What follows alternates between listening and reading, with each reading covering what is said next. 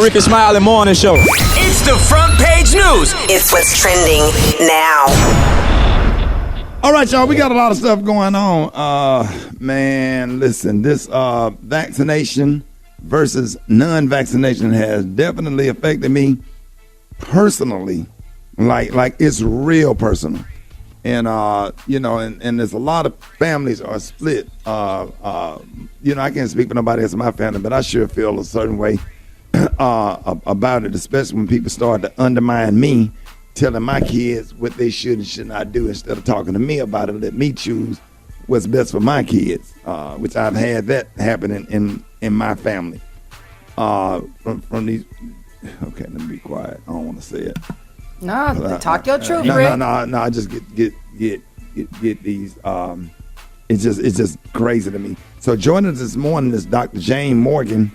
She is the executive director of the COVID task force for the Piedmont Healthcare System in Atlanta. Good morning, Dr. Morgan, and thank you so much for joining us. Big round of applause for Dr. Morgan. Now, Dr. Morgan, you are an expert when it comes to COVID-19, and we do have some questions for you. But first, we want to give some of our unvaccinated listeners a chance, to share why they are making that decision and give you a chance to respond. You there, right, Dr. Morgan? Good morning. Good morning. How are you? Absolutely. Yes, ma'am. Thank you so much for joining us. Now, I have this question. Is there going to be a central database for immunizations? Did I say that right? Especially since people are, out here with fake vaccine cards and stuff. So there is currently a database where you register whenever you get your vaccine, but I know what you mean. It's sort of a digital pass nationally, and I don't know where the discussions are with that. Certainly, the United States doesn't seem to have an appetite for a vaccine pass. So I really don't know what they're doing to work on it. But state by state, we do keep very meticulous records of everyone who's immunized. All right, let's go to calls right quick. We got people on the line. Good morning. Good morning. Thank you for your call. Hi. Hi, good morning. How are you? Hi. Thank you so much. I'm great. I'm great. I'm certainly glad to share. Thanks so much for having me on the show and with the doctor. I'm happy to share the reasons why I've chosen not to get vaccinated. I certainly don't encourage anyone to vaccinate or to not vaccinate, but my personal decision has been based on, I would say, 3 key things. And I'm happy to share those. One would be that there currently are great job to the doctors and all those who created the vaccine, but currently there are no long-term studies. As with previous vaccines, I'm sure that we are the long-term study. So that would be my first reason. Secondarily, I know that I can protect myself very safely with masks. I personally wear 2 masks and a shield at all times. Additionally, my husband did contract COVID earlier this year. He's in law enforcement. I was able to safely care for him day to day wearing my mask and still not contracting COVID. I would say additionally, I do focus on natural health and building my immune system. I do have a natural health company, getkeyspeed.com, and I noticed that I do get the same amount of orders from my vaccinated as well as unvaccinated clients. And just overall, it's just something that I take extra measures to keep myself safe and just really focus on natural health. And I did take extra measures. I now work fully remotely. So I came out of an environment where I'm with people all day. So I am very happy with my decision. Doctor, you can respond. Yeah, absolutely. So I want to commend you, first of all, for following public health measures and recommendations. And we certainly have struggled as a society to do that. So you are masking religiously, you're practicing social distancing, you're washing your hands, you're doing all of these things to keep you safe such that the virus doesn't find you as a host to invade your body. And so I think that's absolutely commendable. And that is certainly a way to protect yourself. In doing so, though, it is a lifestyle that you would have to adopt for a long time. And we're trying to utilize immunization practices that we can begin to return towards some semblance of a normal life. Right. In the second question that you asked about are long-term studies. So a couple of things with that. The Moderna and Pfizer vaccines are both messenger RNA vaccines, and messenger RNA is an old tool. So we have a lot of information on it. We've been utilizing messenger RNA in the laboratory since the 1970s, so a really long time. One of the things that a property of messenger RNA is that it disappears in the body. It's called denaturing, and it disappears very quickly.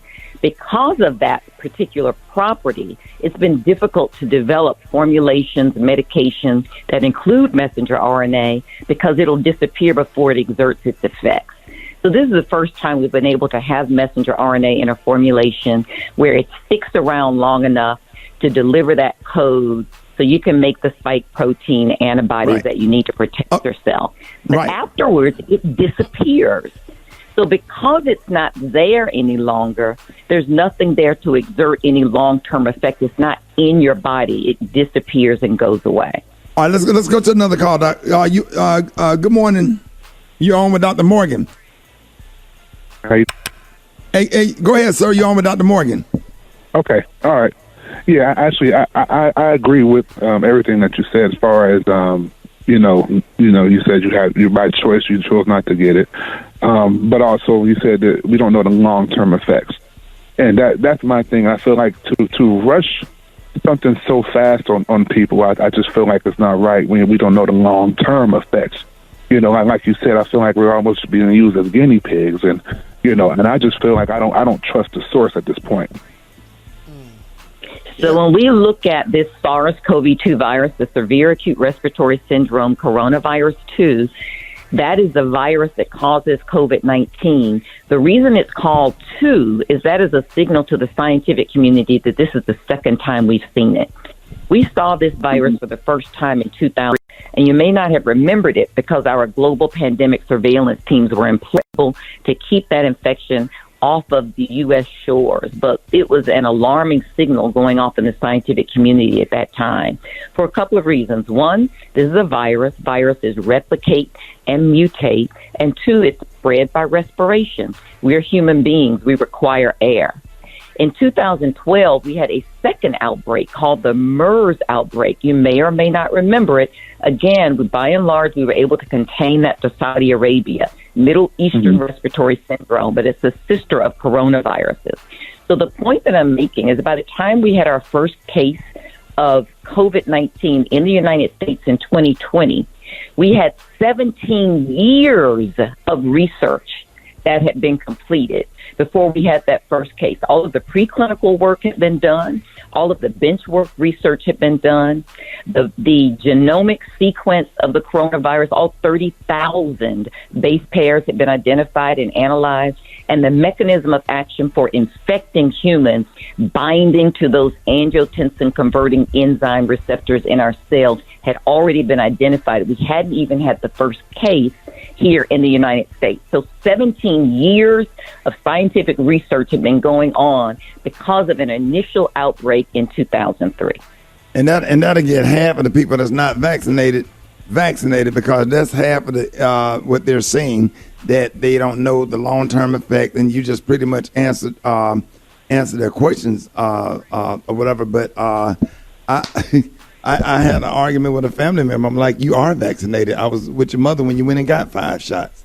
You know what I'm saying? It just behooves me that they take these babies down there to get shots. You don't know what's in those shots to get them in school so you can have some rest and relaxation until 4 o'clock or whatever. And then, but you want to go get 1 shot, and people are literally dying. Like, I got folks, I'm blowing up Dr. Collier's phone last night trying to get people prescription because now trying to get him to call in prescriptions and treat people, and trying to, offer advice to people that just at home with COVID and cannot breathe and being sent home from the ER, like literally dying. And by the time they take them in the ER, you go straight to the ventilator. I mean, they sending people home, and there's an article out from People's Magazine where it's so overflooded with people that are not vaccinated in the hospitals that the doctors and nurses are overwhelmed and losing compassion for patients or whatever. And that's really happening. It's a real thing. People are human and just like, hey, we don't know what else to do. And I really appreciate you coming on, giving us this information. One thing we should know about the doctors and nurses who are here on the front lines is that this is our fourth surge. This is the fourth surge that we've had, and this is the only surge that has been entirely preventable. Dr. Morgan, if anybody want to reach you, do you have a social media page where you got videos where people could, because I would like for you to make a video making those points that you made on the morning show and have it available on your social media if you would. We would really appreciate it, and we would definitely share it. Let everybody know how you could be reached. Absolutely. So you can follow me on Instagram at Dr. Jayne Morgan, and that's DRJAYNE. My name is spelled with a Y.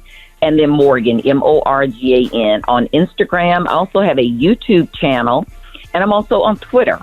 If you're on LinkedIn, I'm at Jayne Morgan, MD. Again, Jayne Morgan, MD. I do 60-second stairwell chronicles where I sit on the stairs and actually answer your COVID and COVID vaccine questions in 60 seconds or less. And I post those. So you can go through the entire catalog, look for a question that speaks to you, and listen to me explain it in 60 seconds. Yeah, y'all please do that and stop listening to people in their 20s and 30s on this or whatever. We've been vaccinated since damn near end of February, and ain't nothing wrong with my 73-year-old parents, and myself, and you're already arguing with the people that won't take the Moderna or Pfizer or Johnson & Johnson. They don't even realize that they've already been vaccinated in order to get in school, and they haven't had the measles, the mumps, or anything, and ain't nothing wrong with them, and most of us have had kids since then. So stop it. Herd immunity. You're talking about that herd immunity. Absolutely. With all of our immunization. Absolutely. Listen, have you subscribed to my YouTube channel? Have you? See right here? Click right here and press the bell so you can see my videos as soon as they're uploaded, okay? So that once they upload, you can see all the videos right there. Press that right there. Don't press it, mash it.